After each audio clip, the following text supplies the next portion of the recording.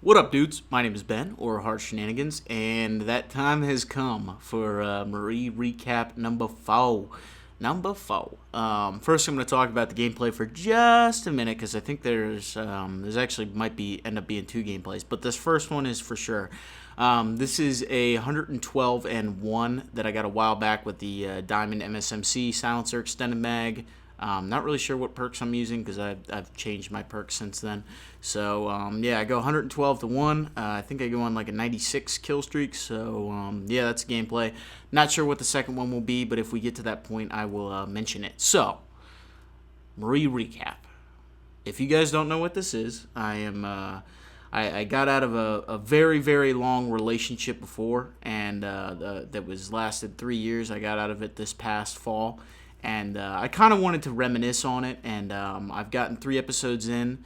We started dating. I guess we started our relationship going into my freshman year of college, and then we are now up to the summer after my sophomore year, right? So sophomore year and the summer after sophomore year kind of blurred together. If you guys remember, I had mentioned how in the spring, her and I, although we may have been, we were very sexually active, but we still hadn't connected on this personal level yet, right? A lot of us hanging out and a lot of what we did together was based on sex, and there wasn't much, you know, actual like personal, like, I know how you feel about this, you know how I feel about that, sharing each other's opinions, stuff like that. That wasn't there yet, and that had started to affect Marie sophomore spring, right? And then going into summer of after my sophomore year, before my junior year, it was affecting her a lot, right? And it got to the point that after that summer, she was never vocal about like being upset about something, and it was like build up, build up, build up, build up, and I didn't know anything was wrong, and then bang, it was just like a huge fight, and shit would just hit the fan, and that's how a lot of things happened in our relationship. And it wasn't till probably after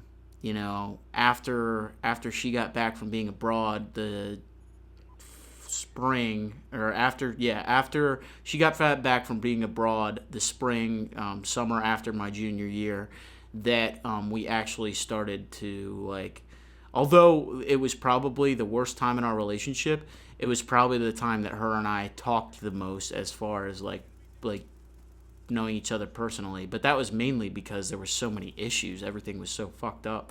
So going into the fall, so I have a cool story for you guys, for because this was, I guess, all the build up, right? All her build up came out the fall of my junior year of college, right? All that build up from not connecting personally kind of all came out at once, and it was the fall of my junior year. And I'm not sure how far it was into my junior year, but it came out of nowhere, and it hit me like a ton of bricks. And she had decided that it was time for her and I to separate ourselves from each other. And there wasn't like this definitive, hey, we're breaking up, right? It was like, I need to figure my shit out. I need to figure out how. I remember her saying, I'm not happy and I need to make myself happy before I can then make you happy as well. And wow, the garage is going off. Okay, sorry about that, guys. I'm in my game room at my lake house. I know that sounds like I'm a rich little fucking spoiled little brat, but yeah, and the garage is right underneath me. So hold on a second. All right, so where we left off. Really sorry about that. So she had decided that she needed to make herself happy before she could then make me happy as well. And I don't really know. I don't think she knew what she was doing at the time. I don't think she really knew. I think she just needed to get away from me, because at the time things were just not going well, and um, so she said we're gonna go on this break, and I thought we were done for good. I really did, and I was so torn up about it and depressed, and just for a week I chased after her, right, and I'm not normally a chaser. For a week I chased after her, and finally it got to the point where I had to talk to my parents about it, and I was like, listen, like this sucks. Like, I don't know what to do. And my mom told me this thing that I will remember to this day, and she said, if you love something, set it free. If it comes back, it was meant to be. If it doesn't, then it was never yours in the first place. And although that may be cheesy, that may be a little bit corny, it's true.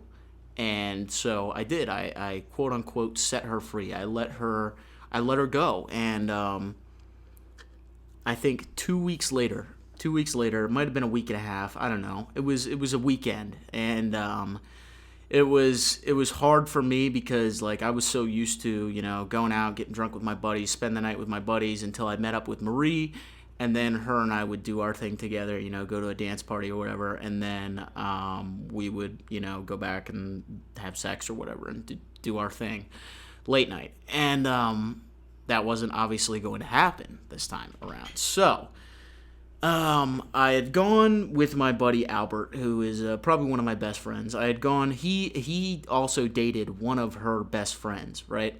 And so he was dating her, and they had, I guess, like a pregame party at their house. The party before the party.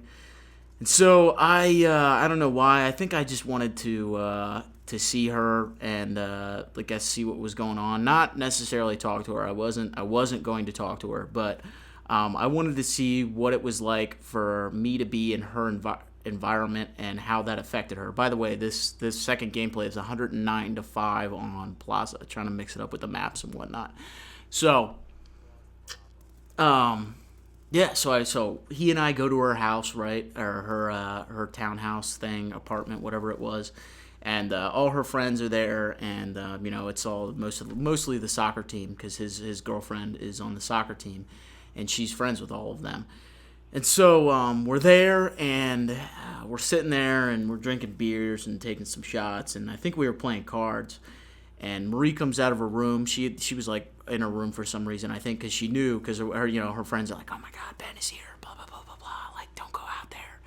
And she ended up coming out eventually, and I didn't talk to her. We made eye contact across the room a couple times, and it was that weird eye contact. And finally, I leaned over to Albert, and I was like, dude, I gotta get out of here. Like, I gotta get out of here. So he leans over to his girlfriend, and he's like, hey, Ben's kind of blah, blah, blah. We got to go, right?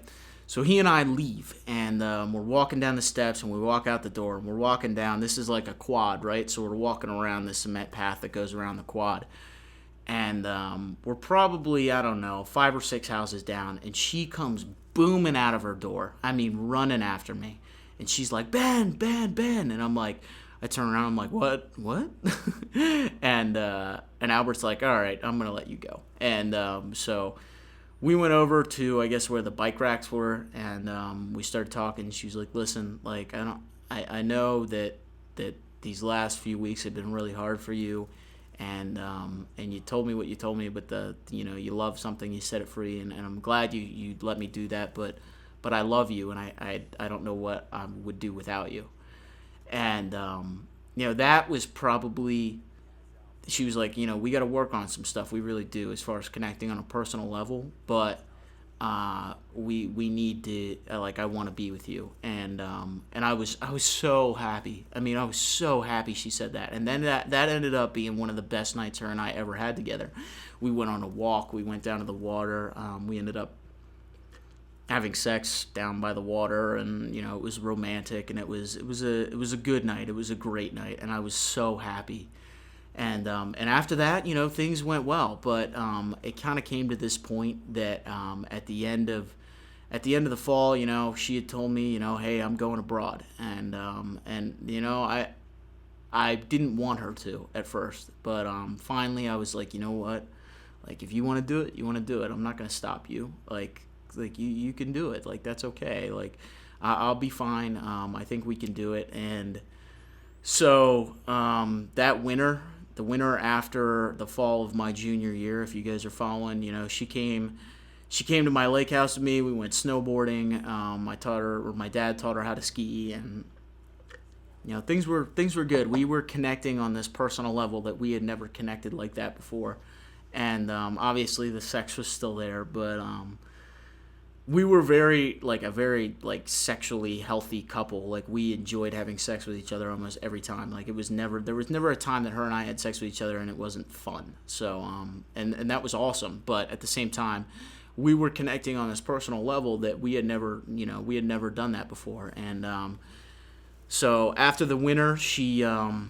know she's going to Oxford, and we were hanging out a couple times, and it was starting to get to her that that she was going and I was staying, and she wasn't going to see me for months, and in person, obviously. And it didn't really sink in with me until she actually left. And what really pissed me off is she wouldn't let me go to the fucking airport with her. That fucking pissed me off.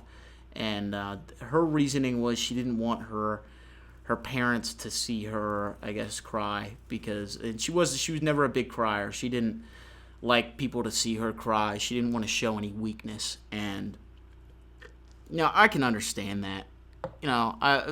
Some people are like that, some people aren't, but me personally, obviously I'm doing this commentary right now. I like to express myself emotionally because I think that is, I think being real with people and communicating on a personal level like this, not only does it make it, you guys are entertained by this and you enjoy this, but you can relate to me on a different level than you can relate to a lot of other commentators. But yeah, like I was saying, so she didn't want her parents to see her, I guess, get that upset. And it pissed me off, but it is what it is. I couldn't really do anything about it. And so that spring, it was rough. It was really rough. And we Skyped almost every day, or like we do use the Facebook video chat or whatever it was, because for some reason Skype didn't work on her internet connection. And she loved it there. Like, at first she hated it. At first, like, it was the first week, and it was so hard on her because she hadn't made any friends yet, and she was, we would get on Skype and she would cry, and she was really upset because she missed me and she didn't really have anybody to relate with yet.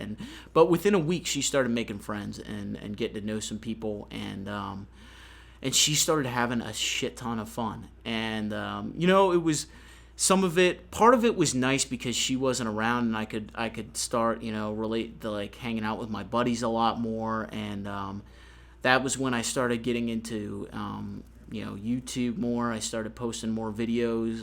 I started posting videos, I guess it was that fall of my junior year was when I started posting videos. So I wasn't very consistent with the uploads because my internet speed sucked at the time, and I had a lot of other shit going on. I had lacrosse and stuff like that. But she at the time was like, she thought it was cool. She thought it was cool because it wasn't like I was doing it all the time like I am now, which I don't do it all the time. And there's a certain balance you got to have between YouTube and real life that makes it. And I think I finally got that balance right. This past fall, I think I focused a little bit too much on YouTube. And although it may seem like I'm pumping out more videos now, I'm not doing as much playing the game as I was then. And that this last fall was, and the summer before that was pretty bad. That was after she got back from Oxford. And but anyway, so that spring, I was able to focus on hanging out with my friends. And although I missed Marie a ton, there were times where it was just like I wish she was there. But I never even contemplated cheating on her. A lot of you guys probably were like, did you ever, the situation definitely, like, I definitely could have. And that I got approached multiple times, and I could have, but I didn't. I chose not to. And I thought that was, I've never been, I had cheated on people in the past, but I was like, how would I feel if she was over there cheating on me? Which you guys will, we'll talk about that in the next one. But which it wasn't. I mean, it wasn't a big deal. But you guys will see. I'll leave you with a little cliffhanger there. But I never contemplated cheating on her, and you know, like I said, the situation arose, but I never did it, and I'm proud of myself that I didn't, because now I can say, I never did that. The situation came up, but I never did, and I loved you the whole time, and I was faithful to you. And it was rough, it really was. But finally, at the end of the year, she came back a little bit before the end of my semester, so she came down to school, and things were awesome, right? Finally she came back. She spent like a couple days with me, and things were good. And she obviously was staying in my place, and it was fun. It was great. And then the summer started and shit kind of hit the fan. So I'm gonna leave you guys there, obviously, because the gameplay is over. We'll talk about the summer after my junior year, going into my senior year, and fall of my senior year, and that will be a very intense episode for me personally, because I went through a lot of shit. So I hope you guys enjoyed the video. If you did, like, ratings are very much appreciated. Go check out the other Marie recaps if you haven't seen them already, and I'll talk to you guys later. Peace.